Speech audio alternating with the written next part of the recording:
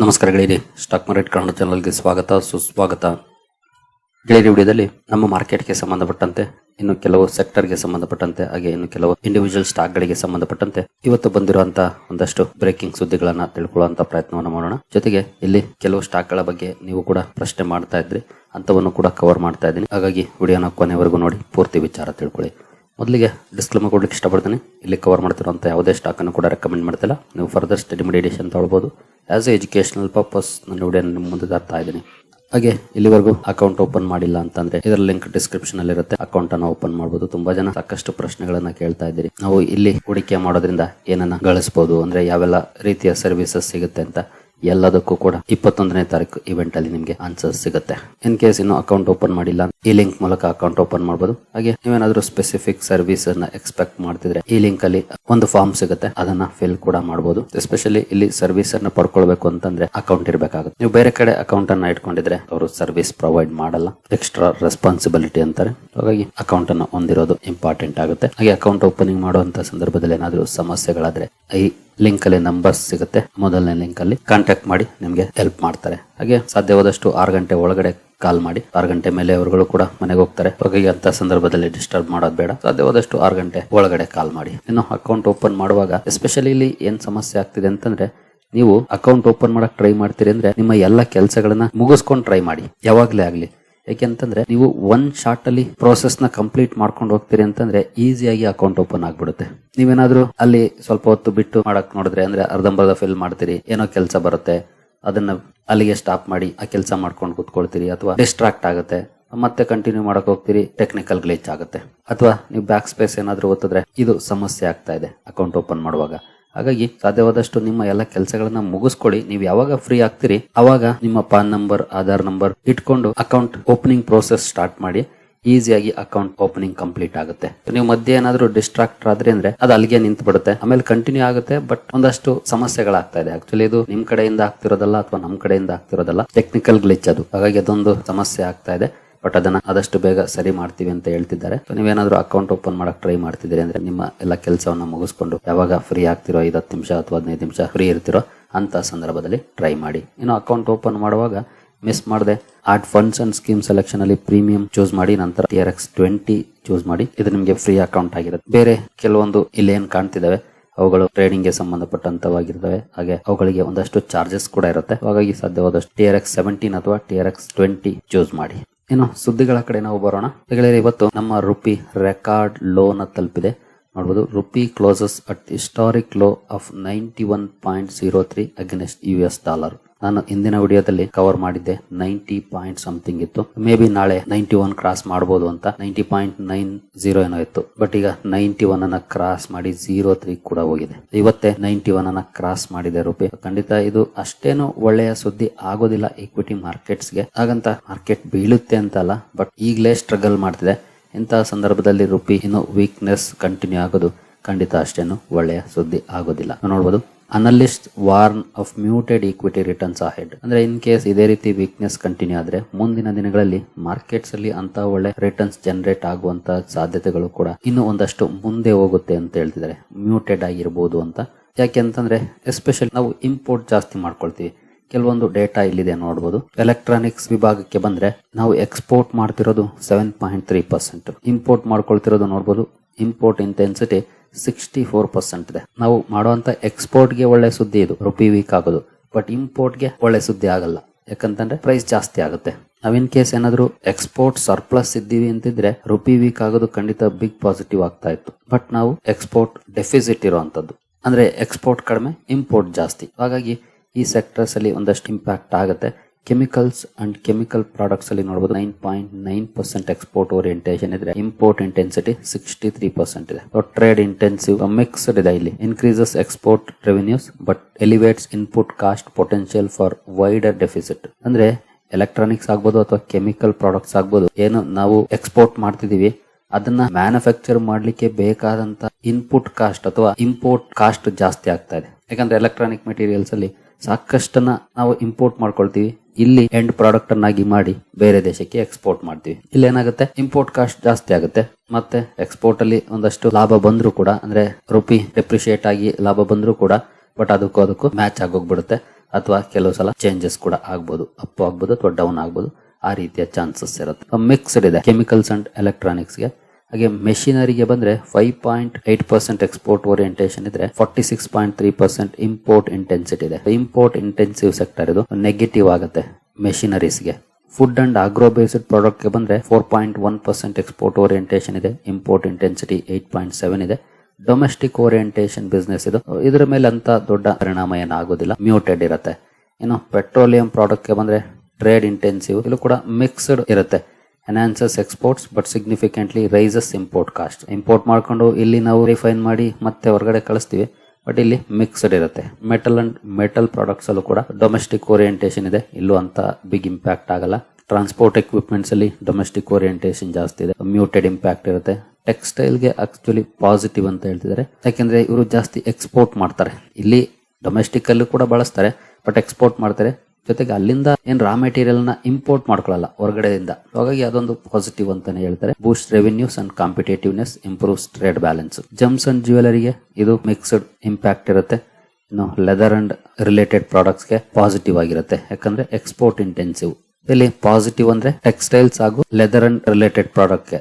ಇನ್ನು negative impact ಅಂತಂದ್ರೆ ಅದು ಮೆಷಿನರೀಸ್ಗೆ. ಇನ್ನೆಲ್ಲ ಮಿಕ್ಸ್ಡ್ ಇದೆ, ಒಂದಷ್ಟು ಪಾಸಿಟಿವ್ ಒಂದಷ್ಟು ನೆಗೆಟಿವ್, ಈ ರೀತಿ ಇದೆ. ಎಕ್ಸಿಮ್ ಬ್ಯಾಂಕ್ ಸ್ಟಡಿ ಪ್ರಕಾರ ಈ ಮಾಹಿತಿಯನ್ನ ಕೊಡ್ತಾ ಇದೆ ಆರ್ಟಿಕಲ್. ರುಪಿ ವೀಕ್ನೆಸ್ ಆದ್ರೆ ಇಷ್ಟೆಲ್ಲ ಸೆಕ್ಟರ್ಸ್ಗೆ ವೇರಿಯೇಷನ್ಸ್ ಆಗುತ್ತೆ.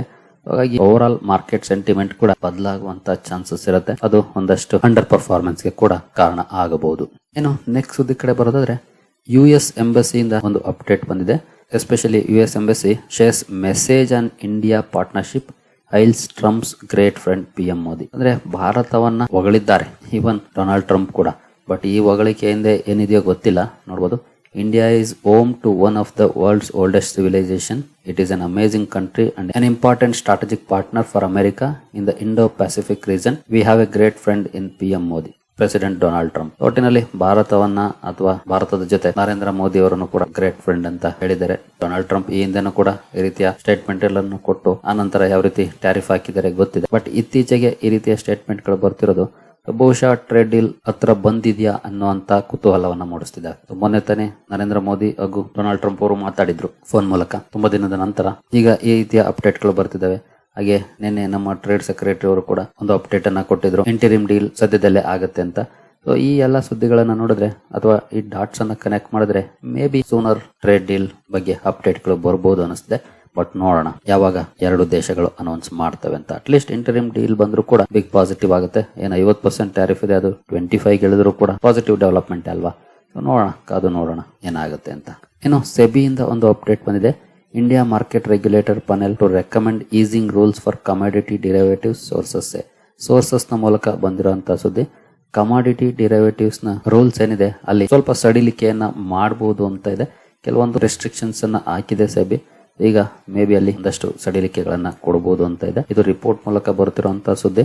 ಸೆಬಿಯಿಂದ ಅಫಿಷಿಯಲ್ ಅನೌನ್ಸ್ಮೆಂಟ್ ಬಂದಿಲ್ಲ, ನೋಡೋಣ ಬರುತ್ತಂತ. ಅದರಲ್ಲೂ ಎಸ್ಪೆಷಲಿ ಅಗ್ರಿಕಲ್ಚರಲ್ ಕಮಾಡಿಟೀಸ್ ಮೇಲೆ ಇರುವಂತಹ ರೆಸ್ಟ್ರಿಕ್ಷನ್ ಏನಿದೆ ಅದನ್ನ ಲಿಫ್ಟ್ ಮಾಡೋ ಅಂತ ಮಾತುಗಳು ಕೇಳಬೇಕಾಗಿದೆ. ನೋಡೋಣ ಬರುತ್ತಾ ಅಂತ. ಬಂದ್ರೆ ಎಸ್ಪೆಷಲಿ ಈ ಮಾರ್ಕೆಟ್ ರಿಲೇಟೆಡ್ ಕಂಪನಿಗಳೇನಿದಾವೆ, ಎಸ್ಪೆಷಲಿ ಡಿರೈವೇಟಿವ್ ಸೆಗ್ಮೆಂಟ್ ಅಲ್ಲಿ ಕಾಂಟ್ರಿಬ್ಯೂಷನ್ ಮಾಡುವಂತ ಲೈಕ್ NSE, BSE ಇವುಗಳಿಗೆ ಪಾಸಿಟಿವ್ ಆಗುತ್ತೆ. ಅದೊಂದು ಎಕ್ಸ್ಟ್ರಾ ಸೆಗ್ಮೆಂಟ್ ಈಗಾಗಲೇ ಇದೆ, ಬಟ್ ಇನ್ನೊಂದಷ್ಟು ಕಾಂಟ್ರಿಬ್ಯೂಷನ್ ಜಾಸ್ತಿ ಆಗ್ಬೋದು ರೂಲ್ಸ್ ಈಸ್ ಆದ್ರೆ. ಇನ್ನು ಮೊರ್ಗನ್ ಸ್ಟ್ಯಾನ್ಲಿ ಅವರು ಒಂದು ಪ್ರಿಡಿಕ್ಷನ್ ಅನ್ನ ಕೊಡ್ತಿದ್ದಾರೆ. FY27 ಅಂದ್ರೆ Q1 FY27 ಅಂದ್ರೆ ಏಪ್ರಿಲ್ ಇಂದ ಜೂನ್ ಏನಿದೆ ಆ ಕ್ವಾರ್ಟರ್ ಅಲ್ಲಿ 16-20% ಟೆಲಿಕಾಂ ಟ್ಯಾರಿಫ್ ಜಾಸ್ತಿ ಆಗ್ಬೋದು ಅಂತ ಹೇಳ್ತಿದ್ದಾರೆ. ಅಂದ್ರೆ ನೀವು ಬಳಸ್ತೀವಲ್ಲ ಏರ್ಟೆಲ್, ವೋಡಾಫೋನ್ ಹಾಗೆ ಜಿಯೋ, ಇವುಗಳ ಚಾರ್ಜಸ್ ಏನಿದೆ ಈಗಾಗಲೇ ಜಾಸ್ತಿ ಮಾಡಿದ್ದಾರೆ. ಮೇ ಬಿ Q1 ನಲ್ಲಿ 16-20% ಜಾಸ್ತಿ ಮಾಡಬಹುದು ಅಂತ ಹೇಳ್ತಿದ್ದಾರೆ. ಇದು ಆಸ್ ಅ ಶೇರ್ ಹೋಲ್ಡರ್ ನೋಡಿದ್ರೆ ಖಂಡಿತ ಒಳ್ಳೆ ಸುದ್ದಿ. ಬಟ್ ಆಸ್ ಎ ಕನ್ಸ್ಯೂಮರ್ ನೋಡಿದಾಗ ಬ್ಯಾಡ್ ನ್ಯೂಸ್ ಆಗುತ್ತೆ. ಯಾಕೆಂತಂದ್ರೆ ಪ್ರೈಸಸ್ ಮತ್ತೆ ಜಾಸ್ತಿ ಆಗುತ್ತೆ. ಇನ್ ಕೇಸ್ ನೀವೇನಾದ್ರೂ ಈ ಕಂಪನಿಯ ಶೇರ್ಗಳನ್ನ ಹೊಂದಿದ್ರೆ ಖಂಡಿತ ಅದು ಪಾಸಿಟಿವ್ ಆಗುತ್ತೆ.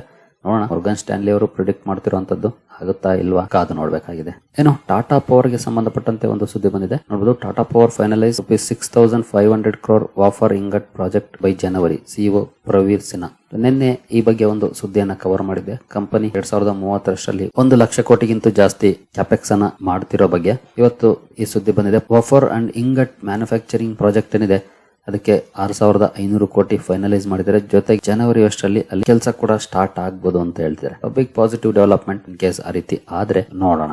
ಇನ್ನು ಶಕ್ತಿ ಪಂಪ್ಸ್ ಬಗ್ಗೆ ಒಂದು ಸುದ್ದಿ ಬಂದಿದೆ ನೋಡಬಹುದು. Shakti pump shares gain 40% in just 4 days. ಬರೀ 4 ದಿನದಲ್ಲಿ ಸ್ಟಾಕ್ 40% ಅಪ್ ಆಗಿದೆ. ಯಾಕೆ ಈ ರೀತಿ ರ್ಯಾಲಿ ಬರ್ತಾ ಇದೆ? ಸ್ಟಾಕ್ ಅಲ್ಲಿ ಒಳ್ಳೆ ಕರೆಕ್ಷನ್ ಆಗಿತ್ತು, ನಾರ್ಮಲ್ ಆಗಿ ಟ್ರೇಡ್ ಆಗ್ತಾ ಇತ್ತು, ಕರೆಕ್ಷನ್ ಆಗಿ. ಸ್ಮಾಲ್ ಕ್ಯಾಪ್ ಸ್ಟಾಕ್ ಗಳಲ್ಲಿ ಇದು ಕಾಮನ್, 50-60% ಕರೆಕ್ಷನ್ ಕಾಮನ್ ಆಗಿರುತ್ತೆ. ಹಾಗೆ ರ್ಯಾಲಿ ಕೂಡ ಹಂಗೆ ಇರುತ್ತೆ. ಶಾರ್ಟ್ ಟರ್ಮ್ ಅಲ್ಲಿ ಜಸ್ಟ್ 4 days ಅಲ್ಲಿ 40% ಅಂದ್ರೆ ಬಿಗ್ ಲಾಭ ಅಲ್ವಾ? ಆದ್ರೆ ಇಲ್ಲಿ ಅರ್ಥ ಮಾಡ್ಕೊಳ್ಬೇಕಾಗಿರೋದು 50-60% ಸ್ಟಾಕ್ ಡೌನ್ ಕೂಡ ಆಗಿತ್ತು ಅನ್ನೋದನ್ನ. ಯಾರಿಗೆ ಪೇಷನ್ಸ್ ಇತ್ತೋ ಅವರು ಒಂದೇ ವಾರದಲ್ಲಿ ಒಂದಷ್ಟು ಲಾಭವನ್ನ ಗಳಿಸಿರ್ಬೋದು, ಅಥವಾ ಅಟ್ಲೀಸ್ಟ್ ಲಾಸ್ ಅಲ್ಲಿ ಇದ್ರೂ ಕೂಡ ಆ ಲಾಸ್ ರಿಕವರಿ ಆಗಿರ್ಬೋದು. ಇದಕ್ಕೆ ಹೇಳೋದು ಒಳ್ಳೆ ಸ್ಟಾಕ್ ಗಳನ್ನ ನಾವು ಹೋಲ್ಡ್ ಮಾಡಬೇಕು ಅಂತ. ಹಾಗಾದ್ರೆ ಯಾಕೆ ಈ ರೀತಿ ರ್ಯಾಲಿ ಬರ್ತಾ ಇದೆ? ಎಸ್ಪೆಷಲಿ ಲಾಸ್ಟ್ ನಾವು 3 to 4 months ಅಲ್ಲಿ ತುಂಬಾ ಕಡಿಮೆ ಈ ಸ್ಟಾಕ್ ಗೆ ಸಂಬಂಧಪಟ್ಟಂತ ಸುದ್ದಿಗಳನ್ನ ಕವರ್ ಮಾಡಿದ್ದು. ಯಾಕೆ ಅಂತಂದ್ರೆ ಯಾವುದೇ ಬಿಸ್ನೆಸ್ ಆರ್ಡರ್ ಸಿಕ್ಕಿರ್ಲಿಲ್ಲ. ಆದ್ರೆ ಕಳೆದ 1 ವಾರ ಅಥವಾ 2 ವಾರದಿಂದ ಹಲವಾರು ಪ್ರಾಜೆಕ್ಟ್ ಗಳು ಸಿಕ್ಕಿದಾವೆ ಕಂಪನಿಗೆ. ಈ ಆರ್ಡರ್ ಏನು ಬರ್ಲಿಕ್ಕೆ ಶುರುವಾಯಿತು ಅದು ಸ್ಟಾಕ್ ಅಲ್ಲಿ ಒಂದಷ್ಟು ರ್ಯಾಲಿಯನ್ನ ತರ್ತಾ ಇದೆ. ನೋಡಬಹುದು, ಮಹಾರಾಷ್ಟ್ರ ಸ್ಟೇಟ್ ಎಲೆಕ್ಟ್ರಿಸಿಟಿ ಡಿಸ್ಟ್ರಿಬ್ಯೂಷನ್ ಕಂಪನಿಯಿಂದ 16,025 DC solar photovoltaic water pumping systems ನ ಆರ್ಡರ್ ಸಿಕ್ತು. ನಂತರ ಜಾರ್ಖಂಡ್ ಇಂದ ಆರ್ಡರ್ ಸಿಕ್ತು ಡಿಸೆಂಬರ್ 12ನೇ ತಾರೀಕು. ಡಿಸೆಂಬರ್ 11ಕ್ಕೆ ಮಹಾರಾಷ್ಟ್ರದಿಂದ ಸಿಕ್ತು. ನಂತರ ಮಧ್ಯಪ್ರದೇಶದಿಂದ ಕೂಡ ಆರ್ಡರ್ ಸಿಕ್ತು. ಈ ಆರ್ಡರ್ ಗಳು ಏನು ಬಂತು, 3 ಮೇಜರ್ ಆರ್ಡರ್ಗಳು. ಈ ಆರ್ಡರ್ಗಳು ಕಂಪನಿಯ ಸ್ಟಾಕ್ ಅಲ್ಲಿ ಒಳ್ಳೆ ರ್ಯಾಲಿಗೆ ಕೂಡ ಕಾರಣ ಆಗ್ತಿದೆ. ಯಾವಾಗ ಆರ್ಡರ್ ಪೈಪ್ಲೈನ್ ಸ್ಟಾರ್ಟ್ ಆಯ್ತು, ಇಮಿಡಿಯೇಟ್ಲಿ ಸ್ಟಾಕ್ ಅಲ್ಲಿ ಒಳ್ಳೆ ರ್ಯಾಲಿ ಕೂಡ ಬರ್ಲಿಕ್ಕೆ ಶುರುವಾಗಿದೆ. ಹಾಗಾಗಿ ಕಾಯ್ಬೇಕು. ನಾವು ಇನ್ವೆಸ್ಟ್ ಮಾಡಿದ್ಮೇಲೆ ಸ್ಟಾಕ್ ಮೇಲ್ಗಡೆನೆ ಹೋಗ್ಬೇಕು ಅಂದ್ರೆ ಆಗೋದಿಲ್ಲ. ಯಾಕಂದ್ರೆ ಅದು ಪಾಸಿಬಲ್ ಇಲ್ಲ ಮಾರ್ಕೆಟ್ ಅಲ್ಲಿ. ಯಾಕಂದ್ರೆ ನಮ್ಗೆ ಅಂತೂ ಮಾರ್ಕೆಟ್ ನ ಮೂವ್ ಮಾಡುವಷ್ಟು ಶಕ್ತಿ ಇಲ್ಲ. ಹಾಗಾಗಿ ಸಮಯ ಕೊಡ್ಲೇಬೇಕಾಗುತ್ತೆ. ಒಳ್ಳೆಯ ರ್ಯಾಲಿ ಅಂತೂ ಬರ್ತಾ ಇದೆ.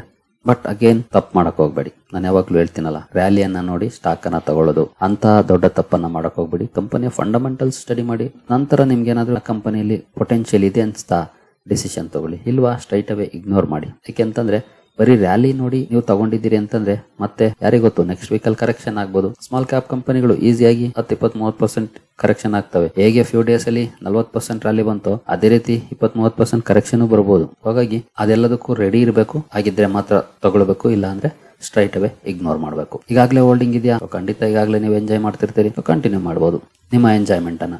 ಇನ್ನು ಕ್ಯೂಪಿಡ್ ಬಗ್ಗೆ ಕೂಡ ಸಾಕಷ್ಟು ಪ್ರಶ್ನೆಗಳು ಕಮೆಂಟ್ ಸೆಕ್ಷನ್ ಅಲ್ಲಿ ಬರ್ತಾ ಇದೆ. ಯಾಕೆಂತಂದ್ರೆ ಯೂಶುವಲಿ ಪ್ರಶ್ನೆಗಳು 2 ಸಂದರ್ಭದಲ್ಲಿ ಬರುತ್ತೆ. ಒಂದು, ಸ್ಟಾಕ್ ಜಾಸ್ತಿ ಕ್ರಾಶ್ ಆಗಿರಬೇಕು. ಎರಡನೇದು, ಸ್ಟಾಕ್ ಅಲ್ಲಿ ಜಾಸ್ತಿ ರ್ಯಾಲಿ ಬಂದಿರಬೇಕು. ಈ 2 ಸಂದರ್ಭದಲ್ಲಿ ಪ್ರಶ್ನೆಗಳು ಬರೋದು. ಕನ್ಸಾಲಿಡೇಟ್ ಆಯ್ತು ಅಂತಂದ್ರೆ ಯಾವ ಪ್ರಶ್ನೆನೂ ಬರೋದಿಲ್ಲ. ಈಗ ಕ್ಯೂಪಿಡ್ ಅಲ್ಲಿ ಒಳ್ಳೆ ರ್ಯಾಲಿ ಬರ್ತಾ ಇದೆ, ಅದಕ್ಕೆ ಪ್ರಶ್ನೆಗಳು ಬರ್ತಾ ಇದೆ. ಈ ಕಂಪನಿ B2C ಸೆಗ್ಮೆಂಟ್ ಅಲ್ಲಿ ಕೆಲಸ ಮಾಡುವಂತದ್ದು, ಅಂದ್ರೆ business to consumer, especially personal care segment ಅಲ್ಲಿ ಕೆಲಸ ಮಾಡುತ್ತೆ. ಈ ಕಂಪನಿಯಲ್ಲಿ ಯಾಕೆ ಈ ರೀತಿ ರ್ಯಾಲಿ ಬರ್ತಿದೆ ಅಂದ್ರೆ ಕಂಪನಿಯ ಮ್ಯಾನೇಜ್ಮೆಂಟ್ ರೀಸೆಂಟ್ ಕಾನ್ಕಾಲಲ್ಲಿ ಒಳ್ಳೆ ಗೈಡೆನ್ಸ್ ಅನ್ನ ಕೊಟ್ಟಿದೆ. 85% ಗ್ರೋತ್ ಗೈಡೆನ್ಸ್ ಅನ್ನ ಕೊಟ್ಟಿದೆ. ಜೊತೆಗೆ ಕಂಪನಿಯ Q2 ನಂಬರ್ಸ್ ಕೂಡ ಸಾಲಿಡ್ ಆಗಿತ್ತು. ಆ ಸಾಲಿಡ್ ನಂಬರ್ಸ್ ಏನಿದೆ ಅದು ಸ್ಟಾಕ್ ಅಲ್ಲಿ ರ್ಯಾಲಿ ತರ್ತಿದೆ. ಜೊತೆಗೆ ಕಂಪನಿಯ ಮ್ಯಾನೇಜ್ಮೆಂಟ್ ನ ಕಾನ್ಫಿಡೆಂಟ್ ಗೈಡೆನ್ಸ್ ಏನಿದೆ ಅದು ಕೂಡ ಈ ರ್ಯಾಲಿಗೆ ಕಾರಣ ಆಗ್ತಾ ಇದೆ. ಹಾಗೆ ನೆಕ್ಸ್ಟ್ 2 years ಅಲ್ಲಿ 50% CAGR ಗೈಡೆನ್ಸ್ ಅನ್ನ ಕೊಡ್ತಿದೆ ಮ್ಯಾನೇಜ್ಮೆಂಟ್. ಅದೆಲ್ಲವೂ ಕೂಡ ಸ್ಟಾಕ್ ಅಲ್ಲಿ ಒಂದು ಒಳ್ಳೆಯ ರ್ಯಾಲಿಗೆ ಕಾರಣ ಆಗ್ತಾ ಇದೆ ಈಗ. ಹಾಗೆ ಅದರ ಜೊತೆಗೆ ಪ್ರಮೋಟರ್ ಸ್ಟೇಕ್ ಅನ್ನ ಜಾಸ್ತಿ ಕೂಡ ಮಾಡಿದ್ದಾರೆ ಕಳೆದ ಕ್ವಾರ್ಟರ್ಲಿ. ನೋಡಬಹುದು, ಜೂನ್ ಅಲ್ಲಿ 42.51% ಇತ್ತು, ಸೆಪ್ಟೆಂಬರ್ ಅಲ್ಲಿ 45.56% ಹೋಗಿದ್ದಾರೆ. ಹಾಗೆ ಜೂನ್ ಅಲ್ಲಿ FIS 0.95 ಇದ್ದರು 2.58% ಗೆ ರೈಸ್ ಮಾಡಿದ್ದಾರೆ. TIS ಕೂಡ 0.1 ಇದ್ದವರು 0.35% ಗೆ ಹೈಕ್ ಮಾಡಿದ್ದಾರೆ. ಇದು ಕೂಡ ಕಂಪನಿಯ ಪರ್ಫಾರ್ಮೆನ್ಸ್ ಗೆ ಕಾಂಟ್ರಿಬ್ಯೂಷನ್ ಮಾಡ್ತಾ ಇದೆ. FIS DIS ಬೈ ಮಾಡಿರೋದು, ಜೊತೆಗೆ ಪ್ರಮೋಟರ್ ಕೂಡ ಸ್ಟೇಕ್ ಅನ್ನ ಇನ್ಕ್ರೀಸ್ ಮಾಡಿರೋದು, ಗೈಡೆನ್ಸ್ ಚೆನ್ನಾಗಿರೋದು, ಕಂಪನಿಯ ಗೈಡೆನ್ಸ್ ಗೆ ತಕ್ಕಂತ ರಿಸಲ್ಟ್ ಕೂಡ ಚೆನ್ನಾಗಿರೋದು, ಇದೆಲ್ಲವೂ ಕೂಡ ಈ ಸ್ಟಾಕ್ ಅಲ್ಲಿ ರ್ಯಾಲಿಗೆ ಕಾರಣ ಆಗಿದ್ದಾವೆ. ನೀವು ಕಾನ್ಸಂಟ್ರೇಟ್ ಮಾಡಬೇಕಾಗಿರೋದು ಇದನ್ನೇ ನೋಡಿ.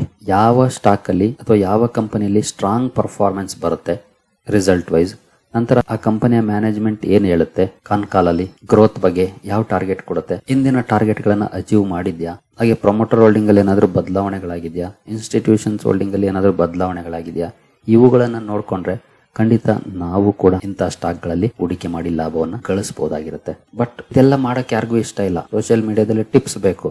ಖಂಡಿತ ಟಿಪ್ಸ್ ನಚ್ಕೊಂಡು ಇನ್ವೆಸ್ಟ್ ಮಾಡಿದ್ರೆ ಲಾಸ್ ಆಗೋದು ಗ್ಯಾರಂಟಿ. ಯಾಕೆಂದ್ರೆ ಸ್ಟಾಕ್ ಡೌನ್ ಆದ್ರೆ ಏನ್ ಮಾಡ್ತೀರಿ, 5% ಡೌನ್ ಆದ್ರೂ ಕೂಡ ನೀವು ಎಕ್ಸಿಟ್ ಆಗ್ತೀರಿ. ಕೆಲವು ಸಲ ಸ್ಟಾಕ್ ಗಳು ಹೇಗೆ ಅಂತಂದ್ರೆ ಒಳ್ಳೆ ಸ್ಟಾಕ್ ಗಳಾಗಿದ್ರು ಕೂಡ 10% 20% ಕರೆಕ್ಷನ್ ಆಗಿ ಆನಂತರನೇ 50% 80% 100% ರ್ಯಾಲಿ ಹೋಗೋದು. ಸೊ ನೀವು ಕಂಪನಿ ಬಗ್ಗೆ ತಿಳ್ಕೊಂಡಿದ್ರೆ ಕಾನ್ಫಿಡೆಂಟ್ ಆಗಿ ಹೋಲ್ಡ್ ಮಾಡಬಹುದು. ಗೊತ್ತೇ ಇಲ್ಲ ಕಂಪನಿ ಬಗ್ಗೆ ಅಂದ್ರೆ ಹೋಲ್ಡ್ ಮಾಡಕ್ಕಾಗಲ್ಲ. ಹಾಗಾಗಿ ಸಾಧ್ಯವಾದಷ್ಟು ನೀವು ವರ್ಕ್ ಮಾಡಿ, ನೀವು ಕಂಪನಿ ಬಗ್ಗೆ ತಿಳ್ಕೊಳ್ಳಿ. ನಂತರ ಡಿಸಿಷನ್ ತಗೊಂಡ್ರೆ ಅದು ನಿಮ್ಮ ಲಾಭವನ್ನ ಜಾಸ್ತಿ ಮಾಡುತ್ತೆ, ಲಾಸ್ ಅನ್ನ ಕಡಿಮೆ ಮಾಡುತ್ತೆ. ಜೊತೆಗೆ ತಾಳ್ಮೆ ಕೂಡ ಇಂಪಾರ್ಟೆಂಟ್. ಕೆಲವು ಸಲ ಎಲ್ಲ ಚೆನ್ನಾಗಿರುತ್ತೆ, ಬಟ್ ಸ್ಟಾಕ್ ಗಳಲ್ಲಿ ರ್ಯಾಲಿ ಬರೋದಿಲ್ಲ. ಏನು ಮಾಡಕ್ಕಾಗೋದಿಲ್ಲ, ಕಾಯಲೇಬೇಕು ಸಮಯಕ್ಕಾಗಿ.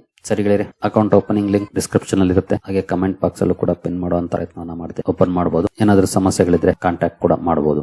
ಸರಿಗಳಿರಿ, ಮುಂದಿನ ವಿಡಿಯೋದಲ್ಲಿ ಸಿಗೋಣ. ಅಲ್ಲಿವರೆಗೂ ಜೈ ಹಿಂದ್, ಜೈ ಕರ್ನಾಟಕ.